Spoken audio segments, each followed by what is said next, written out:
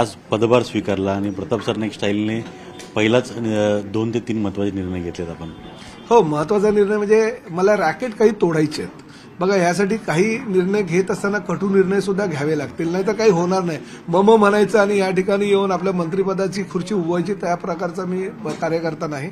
आजपर्यंत जे मला प्राप्त यश झालेलं आहे ते यश मी घेतलेल्या काही धडाकेबाज निर्णयामुळे झालेलं असं मला वाटतं. त्यामुळे हे जे रॅकेट आहे, म्हणजे खाजगी बसेसचं रॅकेट किंवा बदल्यांचं रॅकेट, हे रॅकेट पूर्ण मोडायचं आहे. मी पहिलाच निर्णय हा घेतला की ऑनलाईन बदल्या करा. आरटीओमध्ये तर होत्याच, परंतु एसटी महामंडळामध्ये सुद्धा ऑनलाईन बदल्यांचा निर्णय घेतला. खरोखर ज्या कर्मचाऱ्याला बदलीची गरज असेल, खरोखर कौटुंबिक काही प्रॉब्लेम असतील का काही, त्यांनी माझ्याकडे आम्ही त्या बाबतीतला निर्णय घेऊ. परंतु सरसकट ऑनलाईन सगळ्या सरसकट प्रत्येकाच्या बदल्या, लाईट ड्युटी प्रत्येकाला पाहिजे, मग घरी बसायचं, एक महिना घरी कामावर न जाता पगार घरी बसून घ्यायचा, हे प्रकार आता चालणार नाही. कुछ पाने के लिए कुछ खोना पडता है. कठोर निर्णय घेतले, त्याची जबाबदारी सुद्धा प्रताप सरनाईक घेईल आणि हे निर्णय घेत असताना प्रवाशांना काही सुविधा देता येईल का, यासाठी मी प्राधान्य देईल. पण आपल्या खात्यातला सर्वात महत्त्वाचा दुवा आहे तो एसटी कर्मचारी.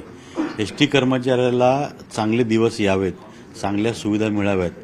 आपणही हालअपेष्टा भोगलेल्या आहेत आणि कालच आपण जेव्हा मंत्रिपद आपल्याला हे जाहीर झालं त्यावेळेस आपण ठाण्यामध्येच जाऊन एका एसटी डेपोमध्ये जाऊन पाहणी केली.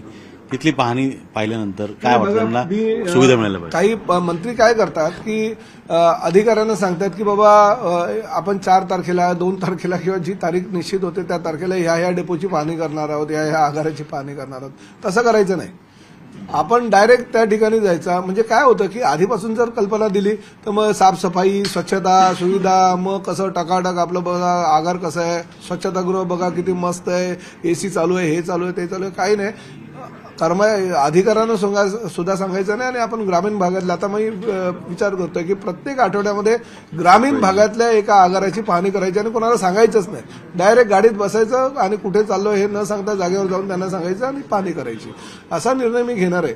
शहरी भाग काय, आता ठाण्या आगारामध्ये गेलो, कारण आमचं घर आहे. घरापासून जर तुम्ही सुरुवात केली, स्वच्छतेला सुरुवात केली, तर भविष्यामध्ये तुम्ही महाराष्ट्र स्वच्छ करू शकाल. आणि प्राथमिक गरजा आहे तो. कर्मचाऱ्यांना झोपण्याची व्यवस्था, जे नाईट शिफ्ट करतात ते, त्यांना चादर पाहिजे, त्यांना उशी पाहिजे, त्यांना पंखा पाहिजे, लाईट पाहिजे. त्याचबरोबर सकाळी उठल्यानंतर जर थंडीचे दिवस असतील तर गरम पाणी पाहिजे आंघोळीसाठी. हे जर आपण देऊ शकत नसू, प्रवाशांना जर प्रत्येक जण काही बिस्लरी किंवा मिनरल वॉटर घेऊ शकत नाही, प्रवाशांना आपण स्वच्छ पिण्याचं पाणी देऊ शकत नाही, महिलांना शौचालयाची व्यवस्था, प्रसाधनगृह चांगली असली पाहिजे, स्वच्छता असली पाहिजे आगारामध्ये. ह्या फक्त 4-5 सुविधा आहेत. बाकी अजून काय अपेक्षा लोकांना असतं. ह्या सुविधा कशा मिळतील ह्यासाठी मी प्रथम प्राधान्य देणार आहे. रस्ते अपघातामध्ये एसटीचंही बरंच नुकसान होतं आणि प्रवाशांचंही.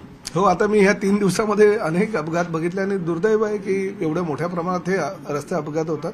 त्याला कुठेतरी कसा मार्ग काढता येईल आणि जास्तीत जास्त हे रस्ते अपघात कसे आपल्याला बंद करता येईल किंवा कमी कसे होईल ह्यासाठी प्राधान्य देईल.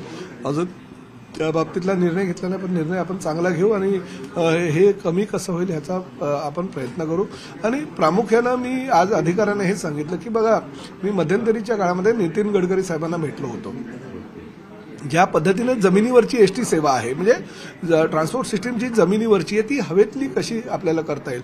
एका बाजूला आपण एमएवा क्षेत्रामध्ये जलवाहतूक चालू करतोय, एका बाजूला आपण मेट्रोची सेवा लोकांना देतोय, एका बाजूला आपल्या एसटी किंवा परिवहन सेवा त्या महापालिकामध्ये चालू आहे. त्याचबरोबर रोपवेची सेवा जी आहे, रोपवे टॅक्सी निर्माण करण्याचा प्रयत्न आपला आहे आणि त्या रोपवेच्या माध्यमातून लोकांना कशी सुविधा देता येईल यासाठी एक प्रपोजल स्टेट गव्हर्नमेंटचं सेंट्रलमध्ये आदरणीय गडकरी साहेबांकडे पाठवायचं आणि त्यांच्याकडनं ते मंजूर करून हवाई टॅक्सी वाहतूक सुद्धा चालू करण्याचा माझा प्रयत्न आहे.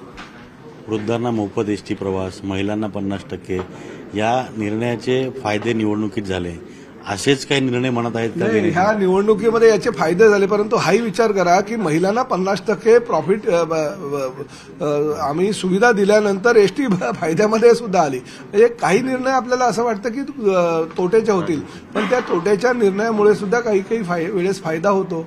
त्यामुळे त्या बाबतीतला निश्चितपणे आपण अजून काही देता येईल का याचा प्राधान्य आपण यांना देणार आहोत. आणि सुविधा देत असताना एसटी महामंडळ फायद्यामध्ये कसं येईल याचा सुद्धा आपण विचार करू.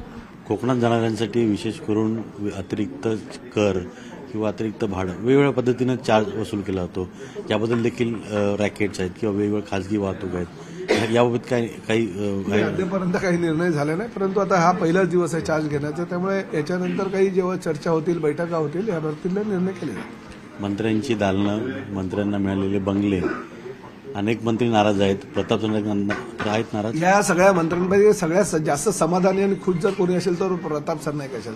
आम्ही स्वप्नातही विचार केला नव्हता की मंत्रालयाच्या 4थ्या माळ्यावर एवढं एअर कंडिशन दालन आम्हाला मिळालं ना. ह्या सरकारमुळे मिळालं, ह्या महायुतीमुळे मिळालं. प्रताप सरनाईक काय ठाण्यालाच राहतं, मुंबईतही त्याचं घर आहे, त्यामुळे घराचा प्रश्न किंवा दालनाचा प्रश्न माझ्यासाठी नगण्य नाही. मला काम करायचं, लोकांची सेवा करायची आणि लोकांची सेवा करत असताना मला असंच प्रशस्त दालन पाहिजे, मला असंच बंगला पाहिजे, मला असंच घर पाहिजे, ह्या मताचा मी नाही. मला जे मिळालं त्यात मी समाधानी आहे. मंत्री झालात पण ठाणे जिल्हा पालकमंत्री व्हावं अशी देखील एक इच्छा आहे. ठाणे जिल्हा पालकमंत्रीपदी आपली इच्छा आहे का? आणि जर आपली नसेल तर तिथे कोण असेल आणि कोण नाही, बिलकुल नाही, माझी बिलकुल इच्छा नाहीये. पालकमंत्री या राज्यामध्ये कुठल्याही जिल्ह्याचं मला दिलं तरी चालेल, नाही दिलं तरी मला चालेल. मला परिवहन सेवेसारखं महत्वाचं खातं दिलं माझ्या पक्षानं, त्यामुळे मी त्यात समाधानी. आणि दुसरं असं आहे की ठाणे जिल्ह्याचा जर तुम्ही विचार केला तर ठाणे जिल्ह्याचा पालकमंत्रीपद हे एकनाथ शिंदे साहेबांकडेच असायला पाहिजे, ह्या मताचा मी आहे. आमचा शिवसैनिक त्या मताचा आहे, कारण ठाणे जिल्हा शेवटी शिवसेनेचा जिल्हा, धर्मवीर आनंद दिघे साहेबांचा जिल्हा असं संबोधलं जातं. आणि तुम्ही जर गेल्या अनेक वर्षाचा पालकमंत्रीपदाचा कार्यकाळ शिंदे साहेबांचा बघितला तर ठाणे जिल्ह्याला जास्तीत जास्त सुविधा मिळाल्या, ठाणे जिल्ह्याला जास्तीत जास्त निधी मिळाला, ठाणे जिल्ह्याला जास्तीत जास्त इन्फ्रास्ट्रक्चरमध्ये प्राधान्य मिळालं आणि ते फक्त शिंदेसाहेबांच्या कार्यकाळात मिळालं. त्यामुळे ते जरी तयार नसेल तरी मला त्यांच्याकडे मागणी असेल की त्यांनी ठाणे जिल्ह्याचा पालकत्व स्वीकारावा. प्रताप सरनाईक यांचा राजकीय प्रवास आणि राजकीय पक्षांचा प्रवास पाहिला तर शिवसेनेत नसतात तर आमदार आणि मंत्री झाला असतात.